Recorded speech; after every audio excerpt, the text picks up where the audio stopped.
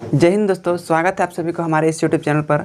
आज की इस वीडियो में हम लोग बात करने वाले हैं कक्षा 8 के जेसीईआरटी मैथ का। देख सकते हैं यहाँ पर जेसीईआरटी मैथ क्लास 8 का चैप्टर नंबर 2 वर्ग और वर्गमूल square and square root chapter का आज हम लोग बेसिक बारे में बात करने वाले हैं।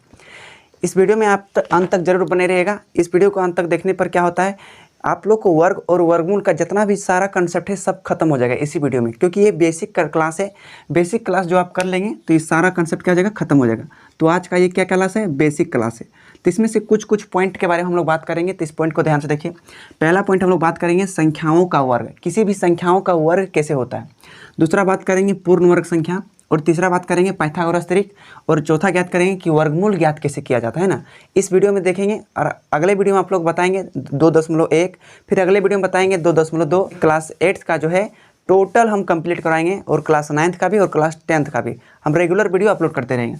तो वीडियो को अंत तक जरूर देखिए। देखिए सबसे पहले पहला पॉइंट की तरफ हम लोग बढ़ते हैं, संख्याओं का वर्ग। संख्या का मतलब समझते हैं ना, 1 2 3 4 5 6 7 8 9 10, ये सबसे क्या होता है, संख्या होता है ना। तो संख्याओं का वर्ग का कहने का मतलब क्या होता है, वर्ग। आप ध्यान समझिए, वर्ग को इंग्लिश में बोलते हैं स्क्वायर बोलते हैं। वर्ग को इंग्लिश में क्या बोलते हैं, स्क्वायर। स्क्वायर ये इंग्लिश में बोलते हैं स्क्वायर। आप समझिए, मान के चलिए एक कोई संख्या है, तो 2 भी तो कोई संख्या है, 3 भी तो कोई संख्या है, 4 भी कोई संख्या है, 5 भी संख्या है, 6 भी संख्या है। इस तरह से बहुत दूर तक चल जाएगा, है कि नहीं। तो चलिए संख्याओं का वर्ग, चलिए हम कुछ संख्या ले लिए। अब इस सब का क्या करते हैं, वर्ग करते हैं। वर्ग वर्ग का कहने का मतलब होता है उसके पावर में 2, यानी घात में 2। पावर का मतलब क्या होता है, घात में 2। वर्ग माने स्क्वायर, तो इसको क्या बोलेंगे, स्क्वायर बोलेंगे या वर्ग बोलेंगे। ये वाला क्या बोलेंगे, स्क्वायर बोलेंगे या वर्ग बोलिए। वर्ग बोलिए या स्क्वायर बोलिए, दोनों बात क्या है, दोनों बात एक ही है कि नहीं। तो इसको आप याद रखिएगा, वर्ग बोलिए या स्क्वायर बोलिए। तो क्या हो गया, ये 1 का स्क्वायर यानी 1 का वर्ग, है कि नहीं। अब देखिए इसके पावर में यदि हम 2 देंगे तो 2 का स्क्वायर बोलिए या 2 का वर्ग बोलिए। अब इसके पावर में 2 देंगे तो आप देखो जितना भी संख्या लिखे हैं सभी संख्याओं का हम लोग क्या करने वाले हैं, वर्ग करेंगे, यानी संख्याओं का क्या करेंगे, वर्ग। आप देखिए वर्ग करते हैं, आप सर ध्यान से देख सकते हैं, है ना। देखिए कि 1 के पावर में कितना है, 2, तो 1 को हम 2 बार लिखेंगे, 1 को 2 बार लिखेंगे और गुना करेंगे। 1 गुनी 1 बराबर क्या हो जाएगा, 1। समझ में आया कि नहीं। अब इसी प्रकार से देखिए हम 2 को लिखेंगे, 2 के पावर में कितना है, 2, तो 2 गुनी 2 बराबर 2 दूनी कितना हो जाएगा, 4 हो जाएगा, नहीं होगा, 2 दूनी कितना हो जाएगा, 4। इसी प्रकार से 3 का लिखेंगे, 3 गुनी 3 बराबर कितना हो जाएगा, 9। 4 का लिखिए, 4 गुनी 4 बराबर कितना हो जाएगा, 16। 5 का लिखेंगे, 5 गुनी 5 बराबर 25। और 6 का लिखेंगे, 6 गुनी 6 बराबर कितना हो जाएगा, 36। यानी 6 का स्क्वायर 36, 5 का स्क्वायर 25, 4 का स्क्वायर 16। और यही सब संख्याओं को पूर्ण वर्ग कहा जाता है। क्या कहा जाता है, पूर्ण वर्ग संख्या कहा जाता है। कौन संख्या कहा जाता है, पूर्ण वर्ग संख्या, है ना। इस सबको आप लोग याद रखिएगा। तो ये संख्याओं का वर्ग करना सीख गए। आप एक चीज़ याद रखिएगा, अगर आप 1 के स्क्वायर से लेकर 30 के स्क्वायर के बीच में अगर इतना तुक तक आप याद कर लेते हैं तो आप एग्जाम में हम 100% गारंटी देते हैं कि आप एग्जाम में मुंह में आंसर एकदम मारिएगा, टिक बनाना नहीं पड़ेगा, आप मुंह से मार लीजिएगा। अगर 1 से लेकर 30 तक स्क्वायर याद रखते हैं तब इस तरह से 7 का स्क्वायर 49, 8 का हो जाएगा 64, 9 का हो जाएगा 81, क्योंकि उसको डबल बार गुना कर देना होता है। 10 का क्या हो जाएगा, 100 हो जाएगा, 11 11 है 121, 12 12 144, 13 13 169, 14 14 196, 15 15 225, 16 16 256, 17 17 289, 18 18 324 और 19 19 361 और 20 20 400 होता है। इस तरह से 30 तक आप लोग याद रखिएगा तो सब मुंह से बन जाएगा। तो संख्याओं का वर्ग कैसे करते हैं ये तो आप लोग को समझ में आ गया, तो उम्मीद करते हैं ये समझ में आ गया होगा। अब चलिए हम लोग आगे करते हैं, है ना। अगला पॉइंट है पूर्ण वर्ग संख्या। आपको क्या दिखाई दे रहा है, पूर्ण वर्ग संख्या। देखो संख्याओं के वर्ग से ही आपका क्या निकला है, पूर्ण वर्ग संख्या। जैसे भी किसी भी संख्या का वो आप स्क्वायर करते हैं, जैसे आप मान लीजिए 10 का भी स्क्वायर करते हैं ना, 10 का स्क्वायर करेंगे तो 10 गुनी 10 बराबर क्या हो जाएगा, 100। तो 100 मेरा क्या है, एक पूर्ण वर्ग संख्या है। क्या, कौन संख्या है, पूर्ण वर्ग संख्या। पूर्ण का मतलब पूरा पूरी, वर्ग का मतलब उसका वर्ग निकलेगा। तो 100 का वर्ग कितना निकलेगा, 10, और यानी 100 का वर्गमूल कितना निकलेगा, 10, और 10 का वर्ग कितना निकलेगा, 100 निकलेगा। वर्गमूल और वर्ग में थोड़ा अंतर रखिए। वर्गमूल का कहने का मतलब वह किस संख्या का वर्ग है, तो 10 का, और 10 का वर्ग मतलब इसका डबल बार गुना करो। वर्ग का माने डबल बार गुना करो, समझ में आ रहा कि नहीं। तो 10 का वर्ग कितना हो जाएगा, 100 हो जाएगा। तो यही वाला क्या है, पूर्ण वर्ग संख्या। जैसे अभी आप पीछे बताए थे ना, 1 भी क्या है, पूर्ण वर्ग संख्या। लेकिन किस संख्या का पूर्ण वर्ग है, 1 का है। 4 भी क्या है पूर्ण वर्ग संख्या, 9 भी क्या है पूर्ण वर्ग संख्या। अब आप लोगों को पूछेगा कि 5 पूर्ण वर्ग संख्या है, नहीं है। क्यों नहीं है? क्यों? क्योंकि इसका पूरी वर्ग कोई संख्या का नहीं निकलता है। समझा कि नहीं? इस प्रकार से पूर्ण वर्ग संख्या आपको इसी में कंसेप्ट क्लियर हो गया। अब चलिए हम लोग आगे बढ़ते हैं पाइथागोरस त्रिक के बारे में। कौन सा त्रिक के बारे में? पाइथागोरस त्रिक के बारे में। देखिए पाइथागोरस त्रिक ज़्यादा कुछ होता नहीं है। देखिए पाइथागोरस त्रिक, पाइथागोरस एक आदमी था। क्या था? पाइथागोरस एक आदमी था। अब ये गणित के बारे में बहुत रुचि रखता था, तो ये क्या हो गया? गणितज्ञ हो गया। तो पाइथागोरस एक गणितज्ञ था। उन्होंने एक त्रिभुज लिया। क्या लिया? एक त्रिभुज लिया। अब कैसा त्रिभुज लिया? समकोण त्रिभुज लिया। कैसा त्रिभुज लिया? समकोण त्रिभुज लिया। समकोण त्रिभुज का मतलब समझना आता है? ऐसा त्रिभुज जिसका एक कोण 90 डिग्री हो उसे समकोण त्रिभुज कहते हैं। चलिए इसका यदि हम मान लेंगे ए, इस मान लेंगे बी, और इस कोण का मान देंगे हम सी, नाम दे दिए हम। अब ये कोण कितना डिग्री होता है? 90 डिग्री। इन्होंने बताया कि 90 डिग्री के सामने वाला जो भुजा है, देखिए 90 डिग्री सामने वाला भुजा कौन है? AC है। कौन है? AC। ये भुजा को कहते हैं कर्ण, और यही भुजा सबसे बड़ी भुजा होती है। यही भुजा सबसे बड़ी भुजा होती है। किसमें? समकोण त्रिभुज में सबसे बड़ी भुजा कर्ण होती है, इसको याद रखिएगा। और ये जो लंबा दिख रहा है आपको AB, लंबा दिख रहा है, तो ये वाला क्या हो गया? लंब। इंग्लिश में बोलते हैं परपेंडिकुलर, इसको बोलते हैं हाइपोटेन्यूस। अब देखिए ये BC जो है आपको, BC नीचे वाला चीज़ को क्या कहा जाता है? आधार। अगर आप आधार को मजबूत कर रहे हैं, इसका मतलब आपका घर बढ़िया बनने वाला है। आधार मजबूत नहीं है तो आपका घर बढ़िया से नहीं बनेगा। आधार को इंग्लिश बोलते हैं बेस, है ना? आधार क्या बोलते हैं? बेस बोलते हैं। अब समकोण त्रिभुज के बारे में पाइथागोरस ने बताया क्या? अगर हम इस त्रिभुज में बड़ी भुजा का वर्ग करेंगे, कौन भुजा का? बड़ी भुजा का। तो बड़ी भुजा क्या है? कर्ण है। अगर बड़ी भुजा का वर्ग करेंगे तो इन्होंने पाया कि लंब का स्क्वायर, यानी लंब का भी वर्ग करेगा ना, बड़ी भुजा का स्क्वायर बराबर जो होता है लंब का स्क्वायर और आधार के स्क्वायर के, लंब के स्क्वायर और आधार के स्क्वायर के जोड़ के बराबर पाया। किसने? पाइथागोरस ने कहा अगर यदि सबसे बड़ी भुजा का हम यदि वर्ग करते हैं तो ये हम क्या पाते हैं कि ये दोनों भुजाओं का यदि हम वर्ग करेंगे और दोनों को जोड़ देंगे तो अकेले कर्ण के बराबर हो जाएगा। तो इसी को कहा गया पाइथागोरस परिमेय। अब किसने दिया था? पाइथागोरस ने दिया था। तो पाइथागोरस परिमेय क्या होता है? इसका फॉर्मूला कर्ण का स्क्वायर बराबर लंब का स्क्वायर प्लस आधार का स्क्वायर। समझा कि नहीं? कर्ण का स्क्वायर बराबर लंब का स्क्वायर प्लस आधार का स्क्वायर। अगर आप पक्षांतर से करेंगे तो आधार का मान निकलेगा, लंब का मान निकल जाएगा, है ना? तो आपको उतना हम बताना नहीं है। आप समझिए कि पाइथागोरस त्रिक क्या होता है। अब देखिए पाइथागोरस ने त्रिक बताया। देखो लंब का स्क्वायर, कर्ण का स्क्वायर और आधार का स्क्वायर, ये तो फॉर्मूला आप लोग याद हो गया। अब देखिए एक समझते हैं, एक किसी त्रिभुज की भुजा दे देगा, बोलेगा एक त्रिभुज की भुजा 3 सेंटीमीटर है और 4 सेंटीमीटर है और 5 सेंटीमीटर है। त्रिभुज की भुजाएं दिया गया है। अब कैसा त्रिभुज आपको छापना है? जब भी पाइथागोरस त्रिक के बारे में बोलेगा आप हमेशा समकोण त्रिभुज छापिएगा। कैसा त्रिभुज? समकोण त्रिभुज। तो चलिए हम समकोण त्रिभुज छाप दिए, नाम दिए हैं ABC। यहाँ पर कितना डिग्री होगा? 90 डिग्री होगा, है ना?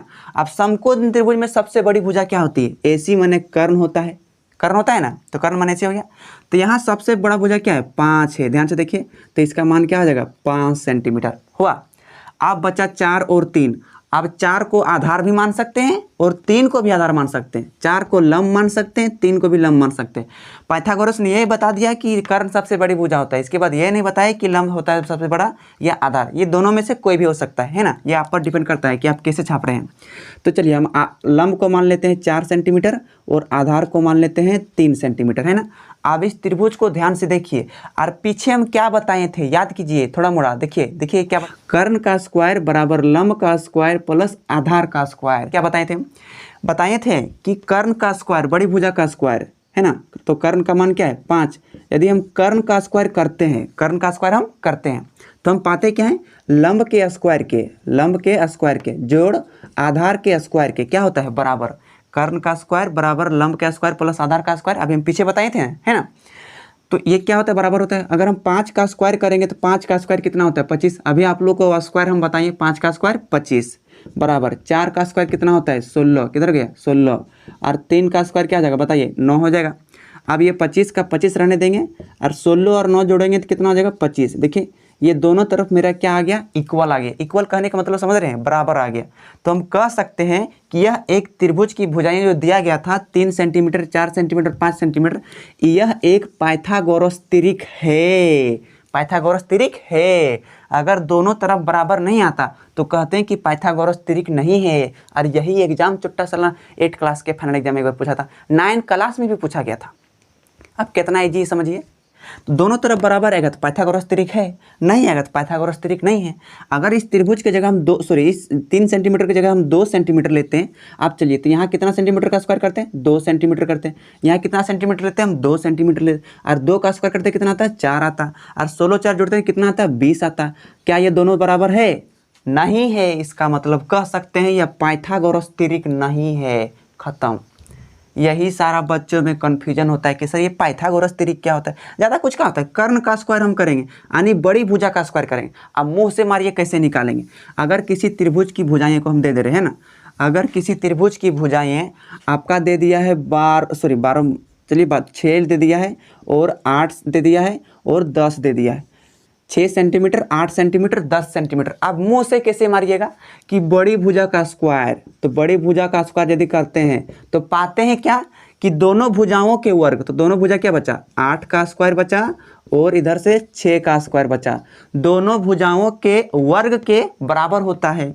तो देखिए 10 का स्क्वायर कितना होता है, 100। 8 का स्क्वायर 64 हो जाएगा, क्योंकि 8 को 2 बार गुना करेंगे, 8 गुनी 8, 8 8 64। 6 का स्क्वायर कितना हो जाएगा, 36। 6 गुनी 6, 6 6 36।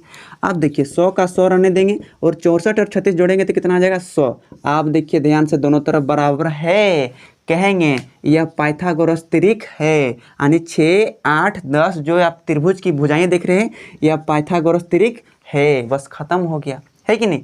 अब आपको एग्जाम्पल में हम 4 गो एग्जाम्पल दे रहे हैं। ये 4 गो एग्जाम्पल आप लोग क्या कीजिएगा, आप लोग याद रखिएगा। आप लोग के एग्जाम में पूछे जाने की संभावना यही है।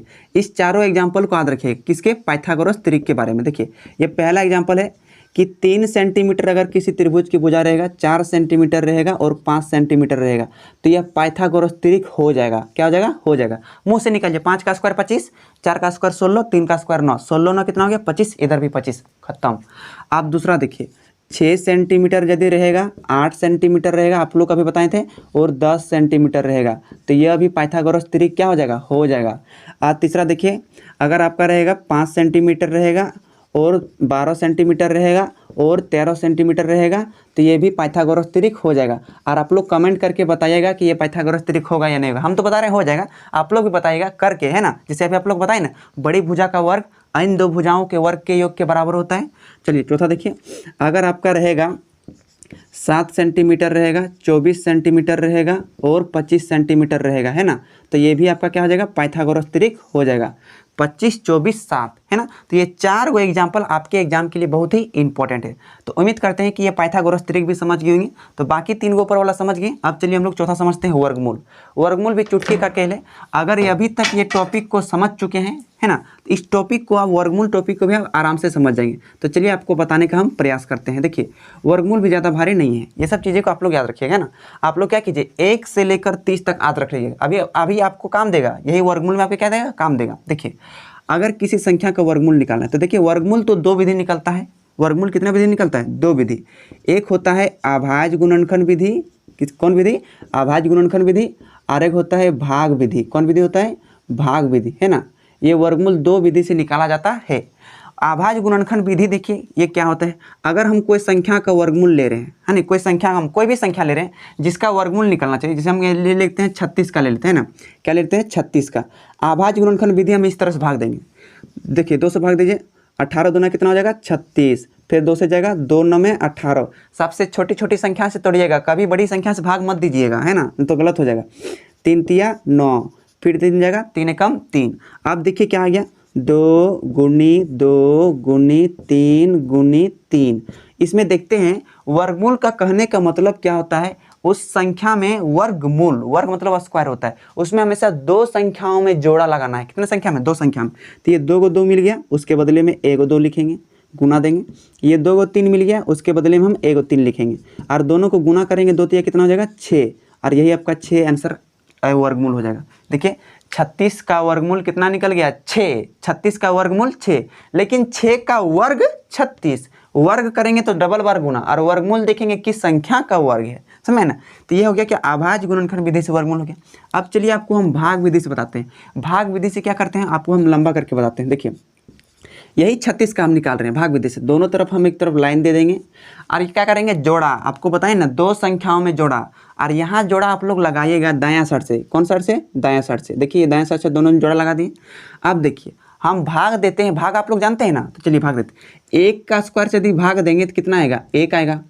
तो यहाँ तो मेरा 36 है, 2 के स्क्वायर से भाग देंगे तो 4 आएगा, यहाँ भी तो 36 से कम आ रहा है। 3 का स्क्वायर से भाग देंगे तो 9 आएगा, यहाँ तो 36 है। ऐसा कौन संख्या से भाग देंगे तो 36 आएगा? देखिए 6 से देंगे तो कितना आएगा? 36। तो 1 जगह, 2 जगह, 3 जगह, 3 जगह 6 लिखा जाता है कि नहीं? अब देखिए 6 से भाग दीजिए, 6 6 कितना हो जाएगा? 36। गुणा कर देते हैं। अब यहाँ घटाइए, 6 में 6 गया तो 0 और 3 में 3 गया तो 0 बच गया। अब ये 6 और 6 को यहाँ पर नीचे के लिए जोड़ देते हैं। 6 6 कितना हो गया? 12 हो गया। तो इस प्रकार से आपका वर्गमूल जो हो गया ना, हम लिख सकते हैं कि अतः वर्गमूल, ये वर्गमूल का चिन्ह है जिसको हम लोग रूट बोलते हैं शॉर्टकट में, है ना, वर्ग रूट बोलते हैं। अब देखिए, अब ये 36 का वर्गमूल आपका दायां साइड वाला आंसर होता है, कितना आया? 6। अगर आप भाग विधि से बनाइए तो आंसर 6 आए, गुणनखंड विधि से बनाइए तो आंसर 6 आए। तो दोनों विधि से आंसर क्या आएगा? सेम आएगा, है कि नहीं? तो ये था आपका भाग विधि। अगर आपको सीखना है वर्गमूल 3 अंकों का, 4 अंकों का, तो हम अगले वीडियो में आपको बताएंगे जो प्रश्नावली 2.2 में है। अब अगली वीडियो में प्रश्नावली 1.1 को ख़त्म करेंगे। तो आज का जो चैप्टर, जो क्लास 8 वाला का जो बेसिक चैप्टर था, इस बेसिक चैप्टर को हम कंप्लीट किए। तो उम्मीद करते हैं इस वीडियो को पसंद आया होगा। अगर पसंद आया होगा तो अपने सारे दोस्तों के पास शेयर जरूर कर देना है। और अगर आप हमारे चैनल को सब्सक्राइब नहीं किए तो चैनल को सब्सक्राइब करके बेल आइकन को भी हिट कर देना है, ताकि हमारे आने वाले सभी वीडियो का नोटिफिकेशन पहुंच सके। मिलेंगे अगले वीडियो में, तब तक के लिए जय हिंद।